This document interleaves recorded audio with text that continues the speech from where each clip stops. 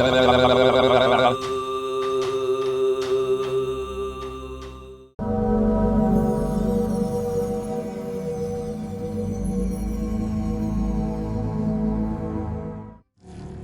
stories you've heard about aliens, most come from those who've never seen them.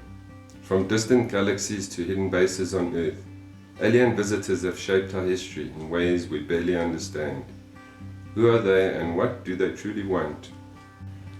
Hey, welcome back to my channel. Today we're looking at one of my favorite subjects, and that is extraterrestrials. And here we're going to take a look at this from a personal perspective, not from second-hand stories or authors that have written books that have never actually had contact with extraterrestrials. And that also brings me to the point of, we know Sitchin decoded the Sumerian script, and he said the Anunnaki came to create man, to turn them into slaves to mine gold. And all we really need to think about is making gold. All it is a formula. Do you think extraterrestrials don't have a formula that they can make gold in multiple ways? So why would they need to turn humanity into slaves to mine this gold? So what I'm really saying is most of the narratives out there are false. They're not experiences, personal experiences people had. And when people have experiences, they do seem quite odd and strange. So we need to pay attention to these things. And Earth is now becoming a hot zone in our universe because of the transitions and changes that await humanity and this little planet of ours. The first time I encountered an extraterrestrial, I was probably unconscious and unaware that they were there. The first time I was aware, this was years ago in the 90s, while meditating, and these extraterrestrials appeared to me. So without using a script, let us see who these beings are, where they come from, and what they really want with us and our little planet. Firstly, we need to know that there are many species of extraterrestrials. Infinite species. So we start off with the greys, because the greys are the ones that have been here all along and are still here. And when we look at the greys, there's a huge variety of species of grey.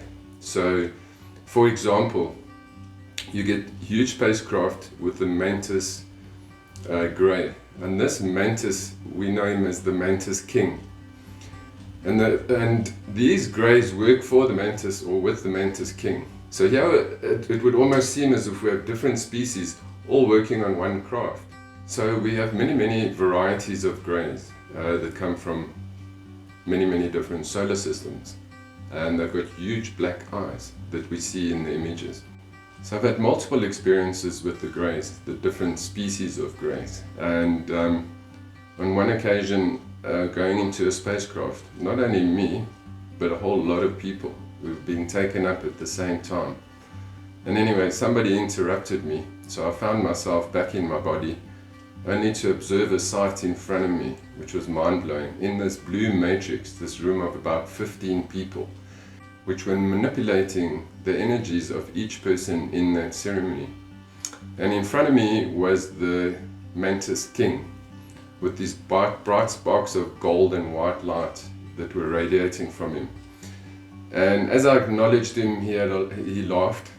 On another evening, I was visited by what people call the tall whites. So these greys are exceptionally tall. They look like giants, and they've got spacecrafts that are absolutely huge. How big would this spacecraft be?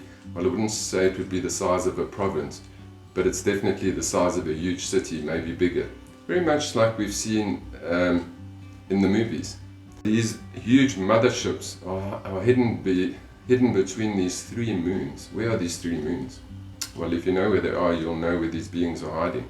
So they don't necessarily find themselves on planets. They stay in their floating palaces, their spacecraft, the mothership. And this being showed me that he comes from the red star. So is this red star in the same galaxy as Orion?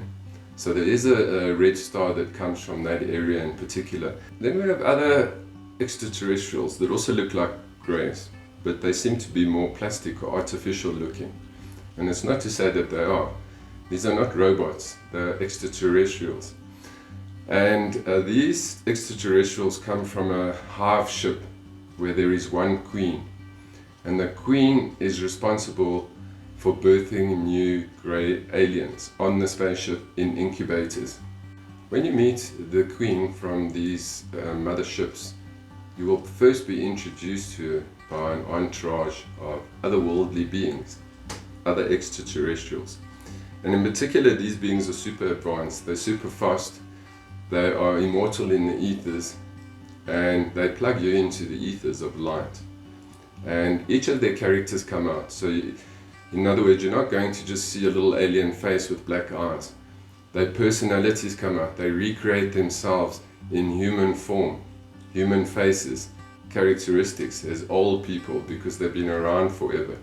So when you actually see them in the Matrix, you are talking to them as if you're talking to a being that you can understand and see.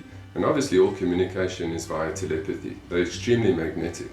They are so magnetic that that magnetism pulls your spiritual body out of your physical body, and they send you through the portals of light, where you go flying through time and space, absolutely crazy. These beings, as well as others, have ways of healing people. There's a specific name for it, I'm not sure what it's called. But they can use energy that radiates through your body, and they repair the cells and they repair the body. And I suppose on Earth this is what people call miracles. And I've seen and felt them doing this myself. It's absolutely incredible. So it's almost as if you have lasers that are going through your lungs and through your cells and through your body, and they are sort of rebooting the physical, the astral and the mental, and aligning everything and healing it. And one would think it would take long, but it only takes a few seconds. As I said, they work with the speed of lightning, probably even faster. So there are other beings that do look like humans. And now we come to the Pleiadians. So I'm not sure if I've actually met a Pleiadian and what people or how people describe them. Move on to the Reptilians. And what is this race of Reptilians? So we've all heard the story that the Reptilians control the narrative on Earth, they control humanity, they've turned us into slaves. But how do we actually know that? Who are the people that are telling us that? And then we come to the beings of Orion, and you can see them in the images here. They're absolutely huge, huge heads with big black eyes, very skinny bodies, absolutely beautiful beings of pure love, wisdom and understanding. And they're so gentle. There is an infinite amount of extraterrestrials.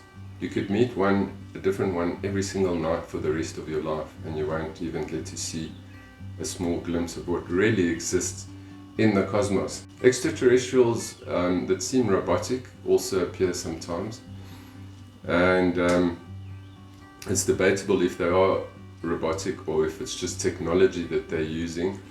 And in particular, these seem to have metallic suits on with a red strip in front of the eyes, and there was no eyes, it was just a red strip.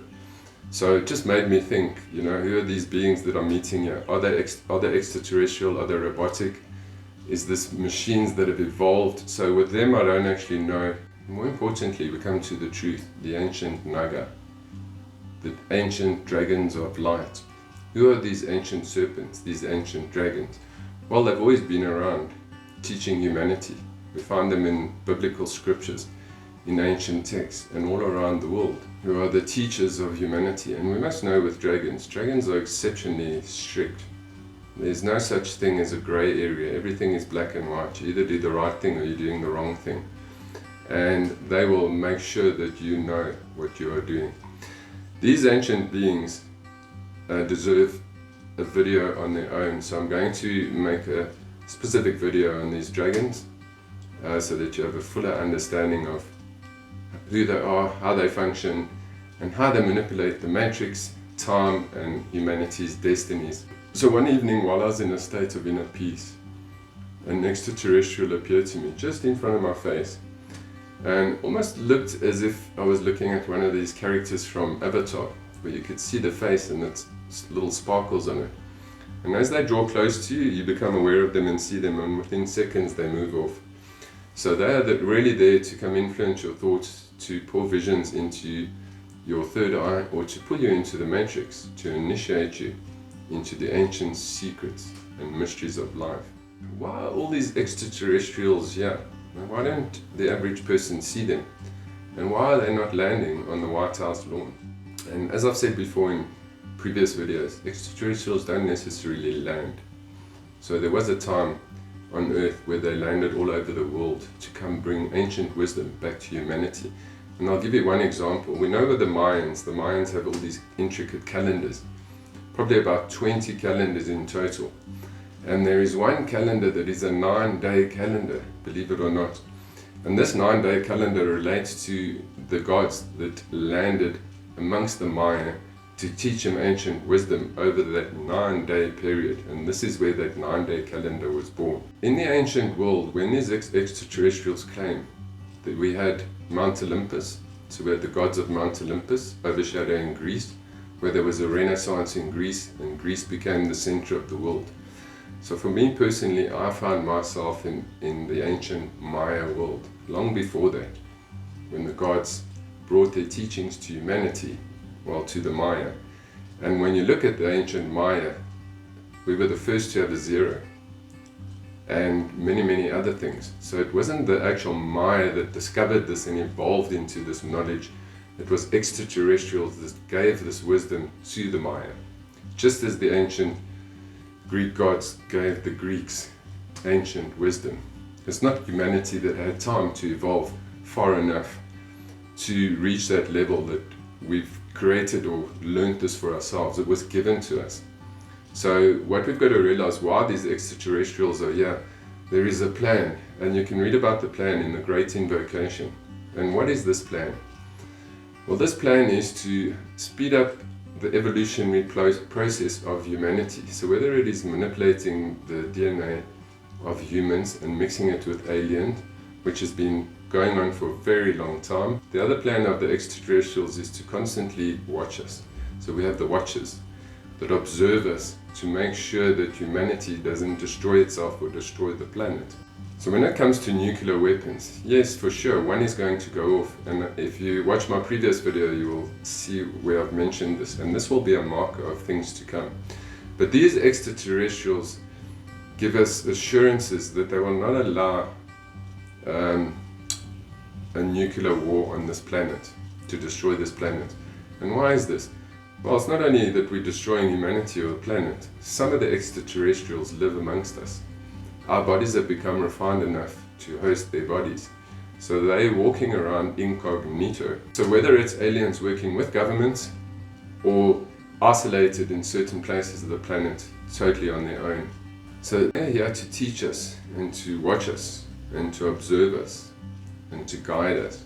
So they say spirits or extraterrestrials don't intervene in humanity's affairs. But if anything, that's exactly what they've been doing constantly. So these extraterrestrials have an agenda of creating new hybrids on Earth until they create a new man. And also at the end of the day, a new Earth, a new planet. And you will want to watch some of these future videos because I'm going to show you exactly how this is going to unfold. And it's a bit of a mind bender. So the question is, why don't extraterrestrials land or show themselves on television or make themselves known? So the way they see it is they know humanity is aware of them through all these sightings and other people's experiences. So they know that we're aware of them. They don't need to come and land. They're not coming to show off. They want us to figure this out. They're trying not to interfere, even though they do. And why are they all coming to our planet? Why are so many of them here? Why are so many of them from other solar systems coming to this little planet of ours? Well, Earth's going to go through a transition. It's busy going through one now. But there will come a final snap, a proper transition that will shift things in a moment all over the world in an instant for everyone. So they're going to come and observe this. And remember, they stream into the future, the Akashic Records, so they can already see how this is going to unfold in the future. One of these ancient beings, these aliens, said to me, is going to show me a secret. Took me into space and unfolded the future of the planets, of what is coming to the planet. So you got to ask, when you're seeing the future, where are they getting it from? Well, the future already exists in the simulation. So I was plugged into the Akashic Records to see exactly what was coming towards Earth's future. And either you're going to be caught in your day of reckoning, or you're going to be caught in a day of awakening. So the choice is up to humanity. Each person has been given ample time to shift and awaken. And even the time ahead of us, there's ample time to shift and awaken. And this is really what they want. They want us to be ready for when these changes do sweep over our planet. Aliens have bases all over, on the dark side of the moon, on many planets that we see, including Mars. I've made a video on what lies on Mars if you want to see it. So they really have bases all over, and they move so fast that even if they landed somewhere, would you really even see them? So you would only see them if they wanted you to see them. So whether they were in a spacecraft or just appearing to you in a physical form and then dematerializing and disappearing again. And that also brings me to another point. When we looked at Star Trek and you see people being beamed into the spaceships, well, those tall giant greys that stay in those massive motherships that are like huge cities, they beam themselves down from the spacecraft into the room and materialize, if you can believe it or not. So maybe those stories aren't that far-fetched. Maybe someone actually knew the truth and added that into the movie. And another interesting thing, when you're in the Matrix, when you're in a state of higher consciousness, you realize that you are naked in truth. It doesn't mean to say that you're standing naked with all your things hanging out. Being naked in truth really means when these beings, these extraterrestrials, enter your space, they are so magnetic that you become transparent to them. They can see every single thought that you've had and that you're going to have. They can even manipulate your thoughts that you think you're thinking, but the thoughts are actually streaming from them. And this is what we call channeling. So, and sometimes it seems like your own thoughts, and sometimes it's so clear that you realize that this is not your thoughts, it's coming from an outside source. Why are extraterrestrials naked? Well, they don't really have sex organs like we do. So in their spacecraft, they don't wear clothes. So whenever you see extraterrestrials, they are going to be naked. That's how it is. Extraterrestrials have infinite abilities, superpowers. They have infinite ways in which they can approach things and do things. It's limitless, really. So everything that we can't achieve, they've already achieved and beyond. In other words, an extraterrestrial can bring a person that is dead back to life. An extraterrestrial can create nearly anything, including life. So, and manipulate energies we haven't even discovered yet. So, and when we look at our technology all around the world, we know that we're on a time that certain things are going to happen before this destruction comes to our planet. So the extraterrestrials have been pushing these agendas so that certain inventions and certain things manifest for our evolutionary process. Before that day of reckoning. And remember, as wise as the gods are, as the extraterrestrials are, as these beings are, they're not your friends. They're far superior to what we are. So as loving as they are, and all wise as they are, they're still not your friends. It would rather be a situation of master and student, or they come to teach you certain things. There is relationships that do develop between extraterrestrials and humans, and they are quite intimate, and they can last over lifetimes or an entire life, where this relationship year after year is nurtured. In one way, it could feel as if you're a child of these beings that is nurturing you while on Earth. And yes, you can get extraterrestrials that are not friendly, that can be quite aggressive.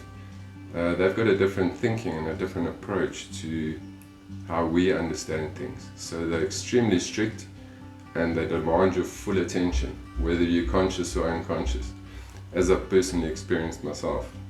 But it is rare to find that. Most of them are all loving, all wise, and you feel that energy. It's nurturing, it's absolutely beautiful. And as I said before, these extraterrestrial gods, no matter which ones they are, they're all able to open the portals where you fly through time and space. Absolute crazy madness, and I hope you get to experience this one day. And these beings plug us into the matrix to make us aware not only of our previous lives but our future lives, so that we are more integrated in our wholeness of who we really are, and that we understand the simulation and the lessons that we are going through while we're on this earth journey. So when it comes to extraterrestrials, we shouldn't be scared of them. They come with love to teach humanity, as they've always done. They've come to show us our past lives and this ancient wisdom. And like I said, there are new races and species on the way to our planet, a multitude of them. And should your third eye be awakened, your wisdom eye, you will see the truth for yourself. And I'll give you an example. So imagine at night you look up into the heavens and you see all the shiny stars. Well, imagine you could fill the heavens up with sperm cells, and there were billions of these sperm cells. Well, that is the extent of the spacecraft that you're seeing through the cosmos with the wisdom eye. It's not as if there's one or two here and there. It's a multitude of extraterrestrial beings. So humanity, being asleep, is totally unaware of these extraterrestrials that move at the speed of light, move at the speed of thought. And do we need to be worried about the future? It's the people on Earth that you need to be worried about, not extraterrestrials. So maybe we do have our favorites, but that's just really the experiences that we've had. There is a multitude of beings waiting to work with humanity, whether you are inventing something, writing something, creating something, or your own spiritual evolutionary process is unfolding. And this is really what draws these beings to you. So when you hear of disclosure and channels saying that extraterrestrials are going to land and there's going to be contact soon, I also feel that's a lot of rubbish. That's not going to happen. They've already made themselves known to many, many people, not only the 144,000, the ones before that, the 144,000, and those initiates and those trying to find the light that have come after the 144,000. So there's enough time to awaken, and this is really what they want for humanity. They've speeded up our evolutionary process before the day of destruction.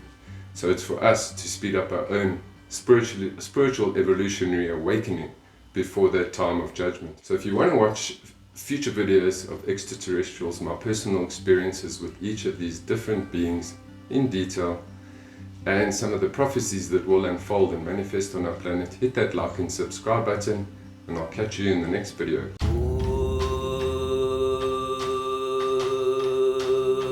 La